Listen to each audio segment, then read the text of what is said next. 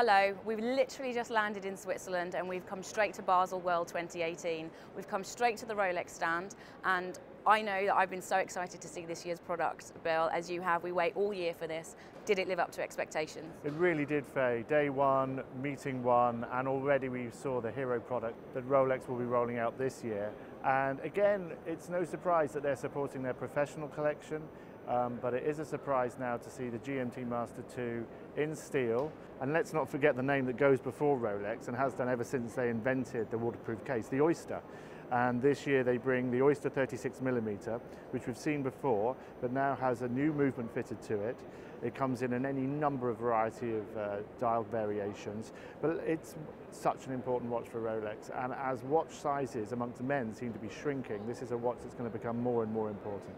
You're absolutely right, Bill. The 36mm is so incredibly important to Rolex, and what they've also, this year also for them, they've revisited the 31mm, which is incredible on the precious metal for ladies. And let's not forget, my absolute favourite this year is the Rainbow Daytona in Ever Rose Gold. Every year we see a new professional model. You've referenced the GMT2 on the Pepsi bezel. What other changes have they introduced this year? Because it was quite interesting in terms of the metal type that we got to see. It was, wasn't it? They've actually renamed it. It's steel, but it's now Oyster steel. It was previously known as 904L, which is one of the hardest substances on Earth.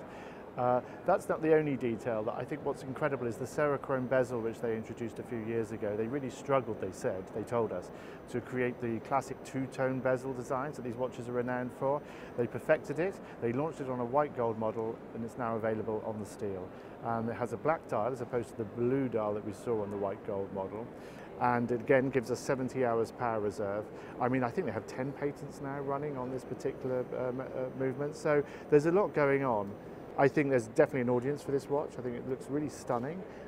It talks to a more stylish and more sort of dressy approach to wearing a professional watch. It doesn't take its origins as a tool watch away from the GMT Master 2. It just adds another level of, I suppose, sophistication is the word you'd use if you were getting dressed wearing this watch. So you referenced the 36mm date just, reprofile case, new movement. Tell us a bit more about this. Well, it's extraordinary. This watch has existed since 1945, and it's safe to assume that when it launched it was probably around about the same size. So this is a watch that really fundamentally, to outward appearance's sake, hasn't changed dramatically. And yet with everything at Rolex, everything changes just that little bit. So we have a reprofile case, as you say, which is, I don't want to denigrate it by saying it's a repolishing, but what they've done is they've changed their approach to polishing the case. It brings it vividly to life. So we have a very useful, very flexible watch. Obviously Oyster, waterproof, perpetual, automatic. It just talks to everything that Rolex represents in the market.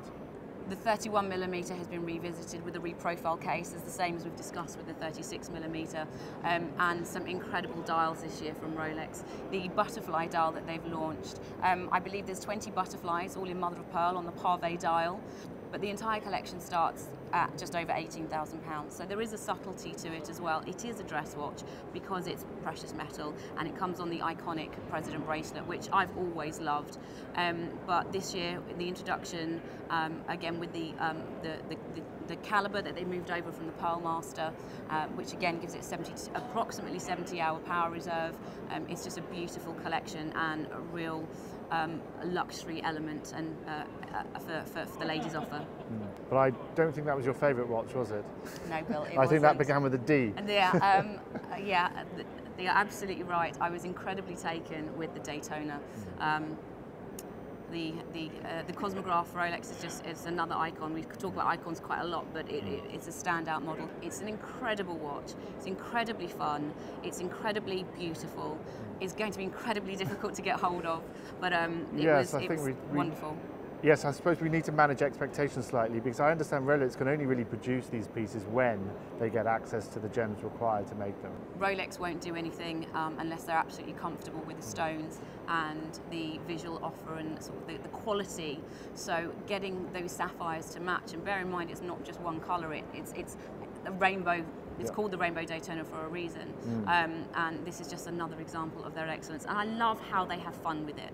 And those subdials, they're amazing. I think they called them gold crystal subdials, which they told us was developed by a process that only they can really achieve internally, because they smelt their own gold at Rolex. That's right. And this talks to, again, it talks to what Rolex do that many other manufacturers, for no bad reasons whatsoever, but don't take on as their own job.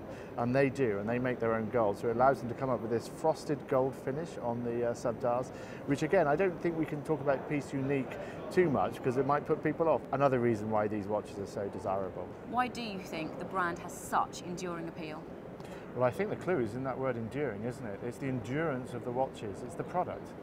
It comes down to the product every time, and Rolex have always built and continue to build and only want to build watches that are extraordinarily reliable, innovative in their market, innovative for the times in which they're being sold, but again, practical. I mean, you don't buy a Rolex to keep it in your drawer, you buy a Rolex to wear it. Now, whether you want that watch to be decorated or whether it needs to go to the bottom of the Marianas Trench, which is 7 miles deep, when you pick up a Rolex, you can just feel how well engineered it is. You just understand that this thing has been made with not just care and love and all the other attributes and qualities that every watch brand here at Baselworld will bring to watchmaking, but with skills that have been honed over decades and with an investment into technology and a vertical integration of the work itself. I mentioned earlier they smelt their own gold, they make their own oil. I mean, every single part of that watch has been controlled from the beginning by Rolex itself. That's very true, Bill, and this collection is only going to add to the appeal for the brand.